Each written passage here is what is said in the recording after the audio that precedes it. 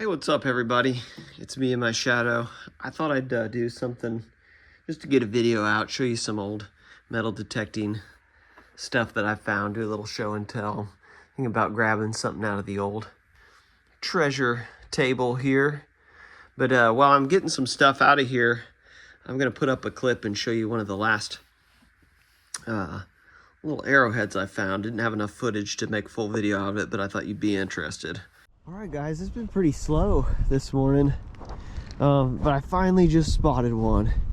I'm not going to put the tripod on it for any good clear close-up shots because I can see the tips broken off on it most likely, and maybe the base too. Well, it's mostly there though. It's not too much damage. I think it's probably a Gary. Tip has got some damage. Base has got some damage. It's about 85–90% there. That's a nice little point. Alright, I've got some stuff pulled out of the treasure table here that I thought I'd show you. Most of this stuff is from one spot. Some of you that have been watching for a long time, you know my buddy G-Man Tuna Can and I have been treasure hunting together for a long time. He's been in some of my videos, both on this channel and my old metal detecting channel. But anyway, his family had a funeral home, an old family funeral home, and I think it was probably, I can't remember, I'd have to ask him, but I think it was built around the turn of the century. And when we first got into metal detecting, we were trying to find spots to metal detect, and he told me about that spot, and we thought it would be a good spot to look around. So we went out there. This is not from there. I'll tell you about that later. But we ended up doing several hunts there over, I don't know, the course of a year or so, and it turned up lots of good stuff. The funeral home was inactive at this point when we were metal detecting there. It had been closed for a long time, but they still owned the property. But one of the things I found that was really cool was this guy right here. It's, and I'm pretty sure this is hand carved, but it's made out of lead, and it's, I guess it's like an astrological zodiac type something or other. But you can see it says Taurus there on the back, Taurus the bull. Like, I think that's the constellation. And I thought that was really cool. It's one of the, I have no idea what the story behind that is, but that's part of the fun of metal detecting, is sometimes you have to fill in the gaps. It's part of the mystery, you know, and the mystery is half the fun. You can tell it was soldered to something at some point.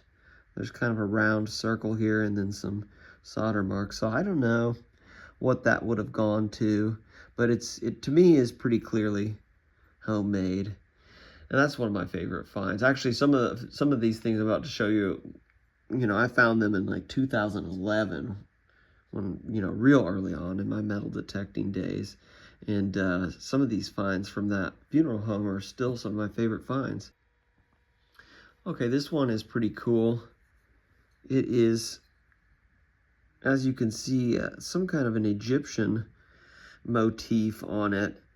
You got above my thumb on either side, you got the Sphinx there. And a big pharaoh in the middle. And then these kind of little seashell appointments. And there's a pyramid down at the very bottom below the pharaoh, and another one up top. And I don't know what this, pretty heavy metal, but you can see where it's broken and where it's kind of corroded. It looks to be pot metal, some kind of cheap metal. So I'm assuming this is probably, if I had to guess, this is probably from a toy from the 1950s. That's the back side of it. It's hollow. And there's something up here where it broke off, something was broken there, so maybe there's a little loop there, I don't know. But I still really like that piece. One of my favorites. Okay, this next one is another one of my favorites. And we dug this, like I said, we went there several times. And we brought our buddy David, a.k.a. Okie Digger, there with us. And he found good stuff, too. I think he found a World War I era British penny or large cent. I don't know what they'd call it there. I think that would have been a George V or something, maybe. Could be wrong about that. But dug an old British coin there, which was really cool. That's one of the things I remember that he dug. I also got this anyway, and it's like it's almost like a cameo, but obviously it's not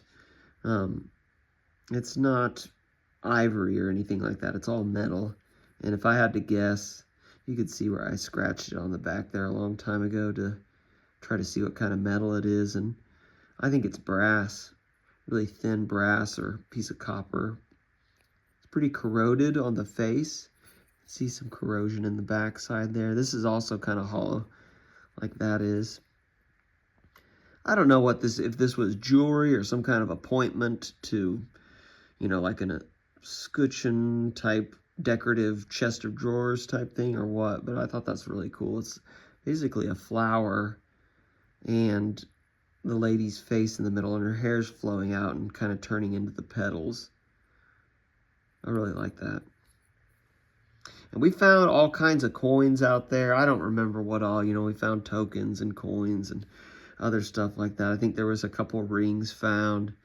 And I seem to remember I found 2 silver barber dimes there. One was in kind of bad condition, but then this one was in really good condition.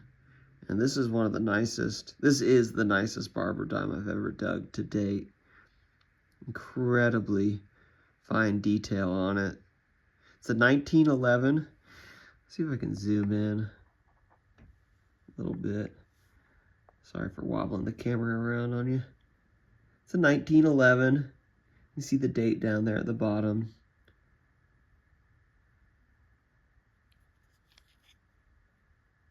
Just incredibly beautiful coin. It's a 1911 D mint mark. If you see above my thumbnail there, there's a D. That means it was minted in the Denver Mint in 1911. And to me, it looks like this coin came from the mint and got dropped on the ground the day it went into circulation. It's actually a fairly valuable coin last time I checked. I wanted to show you this too. This is just kind of a bonus. I thought I'd show you here. We used to dig at a place called, we had 2 secret spots that we would all dig at called MP1 and MP2, or Marble Park 1 and Marble Park 2. And I wish I wouldn't have deleted my old metal detecting channel, but I did years ago. I regret that now. But we did a lot of videos out there, and we found incredible stuff. And to this day, we've never told anybody where that site was, except for the people that we hunted with. And if we did tell you, you wouldn't believe it. You just wouldn't. Even experienced metal detectorists, if we told them where we found all the treasure that we found out there, they'd go, oh, those guys are lying. They're trying to throw us off the scent, because it was such a strange place to find the hundreds of really cool things that we found out there over the course of several years. But anyway, I found this at MP2, and it's a sterling silver baby fork. See, it's got the little blocks on it, little building blocks with the alphabet on it. Very small. It's probably, I don't know, 3.5, 4 inches long. And if I can zoom in on it, I'll tell you what it says. This is actually a very common silverware mark, but usually don't see it on actual sterling. But Rogers they make tons of cutlery, and it says Rogers sterling, and that's one of my favorite finds. I don't know, I'm probably not too good at this show and tell thing. I'm just winging it here. I don't really have a script or anything, but I thought you guys might enjoy seeing some of those things. And I know I just posted this recently on one of my on my community page. But a lot of you saw this picture, and so if you've already seen it, I apologize. But I thought I'd show you over here my 2025 frame. I kind of redid it. We'll go over there and take a look at it. I just thought I'd give you a glimpse of some of this stuff. I can keep shadow out of the way. Just kind of a smorgasbord. I didn't really like the layout at first, and now it's grown on me some. I don't know, it's just I think it's a good cross-section of the type of stuff that you see me find in my videos. Marbles, fossils, points, arrowheads, whatever you want to call them. Bones, teeth, bottles, that sort of thing. That's kind of my best of. As you can see, I put a lot of broken stuff in my frames too, but to me, if there's 75% or more of the arrowhead there, I put it in a frame. It's just the way I do it.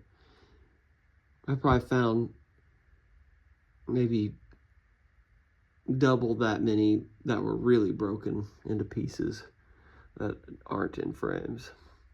All right, thanks for watching. Like I said in one of my last posts, there's some snow coming our way supposedly, so might not be hunting videos here for a little bit. We might have to do more stuff like this. We'll see. Hope you enjoyed it. Hope everybody's well.